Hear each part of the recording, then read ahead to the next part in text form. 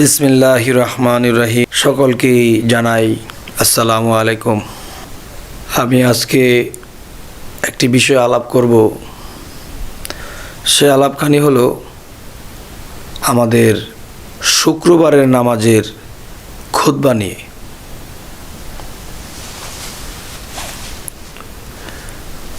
খুতবা শব্দের অর্থ ভাষণ বা বক্তব্য। আমরা ভাষণ বা খুতবা শুক্রবার এলে মসজিদে শুনতে পাই এবং বলা হয় খুতবা শোনা ওয়াজিব। এখন কথা হলো, আমি বাংলা ভাষায় জন্ম নিয়েছি, আমি যদি ভাষণ আরবিতে ফার্সিতে শুনি আমি বুঝি না। আমি যদি না বুঝি তাহলে এটা শোনা আমার জন্য বেহুদা। যদি ফার্সিতে বা হিব্রু ভাষাতে আরবিতে খুতবা বা ভাষণ পাঠ করা হয় তখন আমি কিছুই বুঝি না। যদি বাংলায় বলা হয় তাহলে আমি বুঝবো এবং সেই মতে কাজ করব। আরও একটি বিষয় হলো, হযরত মুহাম্মদ সাল্লাল্লাহু আলাইহি সাল্লাম ভাষণ দিতেন আরবিতে।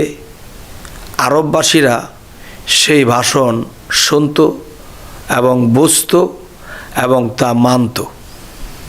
এখন আমাদের বাংলাদেশে আরবিতে খুতবা পাঠ করা হয়, কিন্তু এটা বুঝি না। না বুঝেই বলছি ওয়াজিব। ওয়াজিব কি তাও বুঝি না। এখন আমি বলতে চাই, এই যে ওয়াজিব বলা হয় বা খুতবা আরবিতে পাঠ করা হয়, আমরা আমাদের বাংলাদেশের ভাষায়, আমরা বাংলাদেশি, আমরা বাংলা ভাষা খুব ভালো বুঝি, কিন্তু আরবি তো বুঝি না। এখন মূল কথা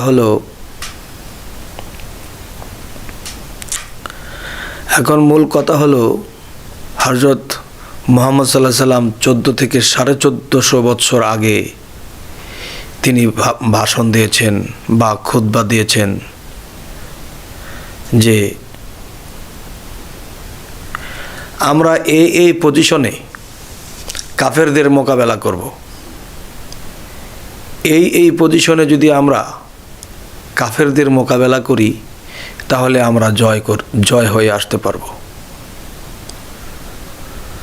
এবং যদি এমনও কথা বলা হয় যে আমরা মক্কায় যাইতে 10 ফুট রাস্তা আছে, সেখান দিয়ে 2টি ওট পার্সিং হবে, এই পথে দিয়ে আমাদের চলাফেরা করা যাবে, এর বড় রোড প্রয়োজন নেই,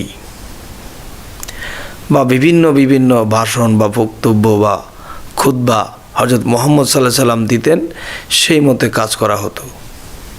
10 ফুট রাস্তা হলেই চলবে।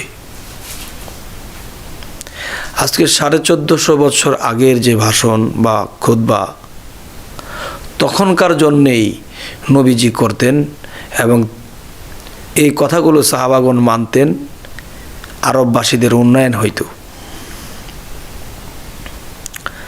আজকে আমরা 1450 বছর আগের খুতবা আরবিতে শুনি, কি বলে কিছুই বুঝি না। এখন 1450 বছর আগের যে খুতবা, সেই খুতবা আমার বর্তমানে কাজে আসবে না। যেমন আজকে প্রায় 50 বছর আগে শেখ মুজিবুর সাহেব তিনি ভাষণ দিয়েছেন, আমি যদি হুকুম দেবার নাও পারি, যার যা কিছু আছে তাই নিয়ে প্রস্তুত থাকো। আমি যদি হুকুম দেবার নাও পারি, তোমরা রাস্তাঘাট বন্ধ করে দিও। তখনকার যেই প্রয়োজনে বলেছিল যার যা কিছু আছে তাই নিয়ে প্রস্তুত থেকো এবং রাস্তাঘাট বন্ধ করে দিও, সেই ভাষণ এখন আমরা বুঝি বাংলায় দিয়েছিলেন। তখনকার মানুষে শেখ মুজিবরের ভাষণ শুনিয়া যা করিয়াছেন তা পালন করিয়াছেন, এই বাংলাদেশ স্বাধীন হয়েছে। এখন 16ই ডিসেম্বর আসলে যেই ক্যাসেটের মাধ্যমে আমরা তার ভাষণ শুনি, সেই ভাষণের মধ্যে যদি আমরা শুনি বলি যে আমি যদি হুকুম দেওয়ার নাও পারি তোমরা রাস্তাঘাট বন্ধ করে দেও, যার যা কিছু আছে তাই নিয়ে প্রস্তুত থাকো। এখন যদি বর্তমানে এই ক্যাসেটের ভাষণ শুনিয়া যদি আমরা রাস্তাঘাট বন্ধ করে দেই, তাহলে কি দেশটা কি শৃঙ্খল হবে না অশৃঙ্খল হবে? তাহলে এই ভাষণ 1450 বছর আগে যেই কারণে নবীজি দিয়েছিলেন, তখনকার জন্য সাহাবারা পালন করছে, আরববাসীদের উন্নয়ন হয়েছে। এখন শেখ মুজিবরের ভাষণ শুনে যেমন শুনতে ভালো লাগে শুনি, কিন্তু এই মতে তো কাজ করা যাবে না। যদি করি তাহলে রাস্তাঘাট বন্ধ করে দিতে হবে। তাহলে বাংলাদেশ কি চলবে? হ্যাঁ, ভাষণ অবশ্যই চলবে। বর্তমান প্রধানমন্ত্রীকে শেখ হাসিনা, তিনি যদি এখন খুতবা বা ভাষণ বা বক্তব্য দেন, তিনি যদি ভাষণ দেন যে এই দেশ এইভাবে চলবে, এভাবে তোমরা করো, এভাবে তোমরা চলো, তাহলে আমরা যদি মানি তাহলে আমাদের বাংলাদেশের উন্নয়ন হবে। যদি আমি শেখ মুজিবরেরটা শুনি, তা শুনতে ভালো লাগে শুনি, কিন্তু ওই মতে রাস্তাঘাট বন্ধ করে দিলে দেশ চলবে না। তেমনি 1450 বছর আগের যে ভাষণ তখনকার জন্যই প্রযোজ্য ছিল, এখন সেই ভাষণ মতে চলবে না। যদি বলা হয় কেন চলবে না, তাহলে হযরত মুহাম্মদ সাল্লাল্লাহু আলাইহি সাল্লাম বলেছিল যে এখান দিয়ে 10 ফুট রাস্তা হলে চলবে।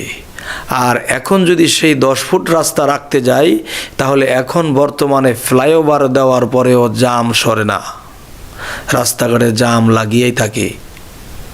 300 ফুট রাস্তা করার পরেও জাম লাগে, ফ্লাইওভার করার পরেও জাম লাগে।